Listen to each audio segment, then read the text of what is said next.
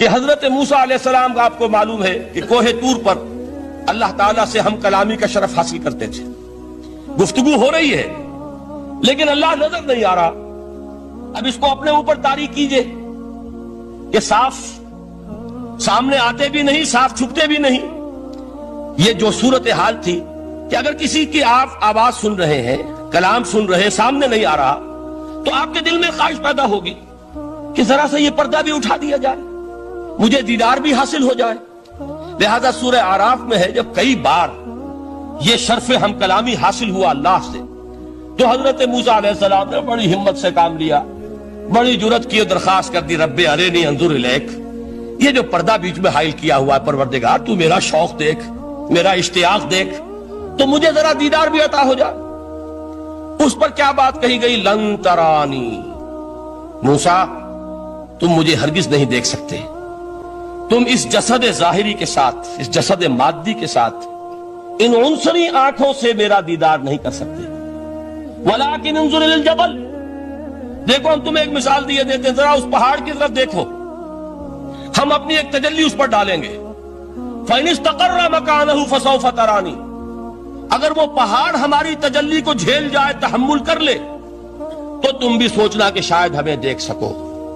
اس کے بعد ہوا کیا؟ فَلَمَّا تَجَلَّى رَبُّهُ لِلْجَبَلِ جَعَلَهُ دَكًّا وَخَرَّ مُوسَىٰ صَعِقًا. جب اللہ تعالیٰ نے پہاڑ پر اپنی ایک تجلی ڈالی تو وہ پہاڑ جو ہے پھٹ گیا. اور موسیٰ، اب دیکھیے براہ راست تجلی موسیٰ پر نہیں ہے، یہ انڈائریکٹ مشاہدہ ہے تجلی ربانی کا کہ جو پہاڑ پر ہوئی ہے، اور پہاڑ کی جو کیفیت ہوئی ہے اس کے مشاہدے سے حضرت موسیٰ بے ہوش ہو کر گر گئے. وَصَعِقَ مُوسَىٰ خَرَّ مُوسَىٰ صَعِقًا. یہ ہے وہ مثال جو یہاں دی ہے قرآن کے لیے. لَوْ أَنزَلْنَا هَذَا الْقُرْآنَ عَلَىٰ جَبَلٍ لَرَأَيْتَهُ خَاشِعًا مُتَصَدِّعًا مِنْ خَشْيَةِ اللَّهِ. نتیجہ کیا نکلا؟ انفر کیجئے، استدلال، استنتاج. نتیجہ یہ نکلا کہ جو تاثیر تجلی ذات ربانی کی ہے وہی تاثیر کلام ربانی کی ہے. صرف یہ ہے کہ ہمیں اس کا شعور نہیں، ہمیں اس کا ادراک نہیں. یہ بالکل ذات کی تجلی کی جو تاثیر تھی وہی قرآن خود بیان کر رہا ہے کہ اس کلام ربانی کی بھی. اس کو بھی علامہ اقبال نے خوب کہا ہے، فاش گویم آنچ در دل مزمرست، صاف کہہ دیتا ہوں جو کچھ میرے دل میں ہے. این کتابیں نیست چیزیں دیگرست. اسے کتاب نہ سمجھ بیٹھنا قرآن کو، یہ کتاب نہیں ہے، کچھ اور ہے. کچھ اور کیا ہے؟ مثل حق پنہاؤ ہم پیداستو، زندہ پائندہ گویاستو. یہ تو جیسے اللہ تعالیٰ کی ذات ہے، مثل حق، ذات حق سبحانہ و تعالیٰ کی طرح یہ زندہ ہے، پائندہ ہے. مثل حق، پائندہ گویاستو، یہ جو ہے زندہ ہے، یہ متکلم ہے، کلام نہیں ہے. کل صفات ربانیہ جو ہیں ظاہر اور باطن، مثل حق پنہاؤ، ظاہر و پنہا، اور حی و قیوم جیسے اللہ کی ذات ہے، وہی صفات اس کلام کی ہیں. اور اس کے بعد وہ شعر آیا تھا جو میں پہلے سنا چکا ہوں، چوں بجاں در رفت جاں دیگر شود. جب یہ قرآن کسی انسان کے اندر سرایت کر جاتا ہے، اس کے دل پر نازل ہوتا ہے. دیکھیے یہ الفاظ آپ کو کہیں اور نہیں ملیں گے. میرے نزدیک جہاں علامہ اقبال اس دور میں قرآن کی عظمت کا سب سے بڑا ثبوت ہے، وہاں عظمت قرآنی کے سب سے زیادہ واقف اور اس کا سب سے زیادہ شعور رکھنے والے بھی علامہ اقبال. یہ الفاظ آپ کو کہیں نہیں مل سکیں گے کہ مثل حق پنہاؤ ہم پیداستو، زندہ پائندہ گویاستو، چوں بجاں در رفت جہاں دیگر شود، جہاں چو دیگر شد جہاں دیگر شود. جب یہ انسانوں کے اندر سرایت کر جاتا ہے، ان کے اندر ایک انقلاب آ جاتا ہے، اور یہ اندر کا انقلاب ہے جو ایک عالمی انقلاب کا پیش خیمہ بنتا ہے. آپ آرڈیننس کے ذریعے سے نمازیں پڑھوائیں گے تو پھر نماز وہی پڑھی جائے گی جو آفس ٹائم میں آئے گی، باقی اور کیوں پڑھیں گے؟ وہ تو آرڈیننس کے ذریعے سے پڑھائی جا رہی ہے نا. اس کا حشر تو وہ ہوگا جو ہمارے ہاں دیکھا جا چکا ہے. اور اس وقت بھی، اس زمانے میں میں نے یہ سنا ایک جگہ کہ کلاس 4 امپلائیز جو ہیں، وہ شروع میں جب آرڈیننس نافذ ہوا تھا ہمارے ہاں تو دفتروں میں بڑا اہتمام ہوا، آفیسرز نے خاص طور پر بڑے اہتمام سے ظہر کی نماز پڑھنی شروع کی. لیکن مجھے بتایا گیا کہ کلاس 4 امپلائیز جو ہیں ہمارے، یہ ڈرائیورز ہیں، پی اینز ہیں، یہ کھڑے ہنستے رہتے ہیں، شریک نہیں ہوتے. میں نے ان سے کہا وہ اس لیے کہ انہیں معلوم ہے کہ آپ بھی تو یہی پڑھ رہے ہیں صرف نماز، باقی آپ کے ڈرائیور سے اور آپ کے خانسامہ سے یہ بات چھپی ہوئی نہیں ہے کہ عصر آپ نے بھی نہیں پڑھنی، یہ صرف زور ہے جو آپ پڑھ رہے ہیں۔ تو یہ اصل میں اندر کا انقلاب جب تک نہ آئے، باہر کا ٹھوسا ہوا انقلاب وہ تو جب پریشر ہٹ جائے گا تبدیلی ختم ہو جائے گا۔ چوں بجاں در رفت جہاں دیگر شود، اندر انقلاب آئے، جب اندر تبدیلی ہو جائے گی اب انسان کا پورا وجود بدلے گا، پھر اس کے اندر سے تبدیلی جو ہے وہ ابھرے گی، اسے کسی خارجی دباؤ کی ضرورت نہیں ہوگی۔ جہاں تو دیگر شد جہاں دیگر شود، اور جب انسانی شخصیتوں کے اندر یہ انقلاب اندر سے آتا ہے تو پھر وہ عالمی انقلاب بنتا ہے، جیسے کہ محمد رسول اللہ کا انقلاب۔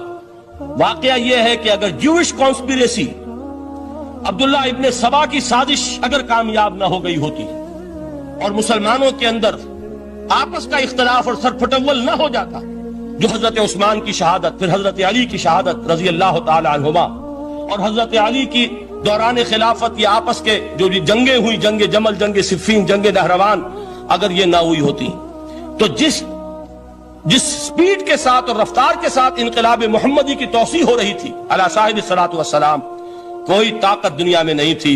اقبال نے اس کا بھی نقشہ کھینچا ہے کہ تھمتا نہ تھا کسی سے سیل رواں ہمارا، وہ سیل رواں تھا، کوئی روکنے والا نہیں تھا۔ انٹرنل سیبوٹاج وہ ہے کہ جس نے اس انقلاب کا راستہ روکا ہے۔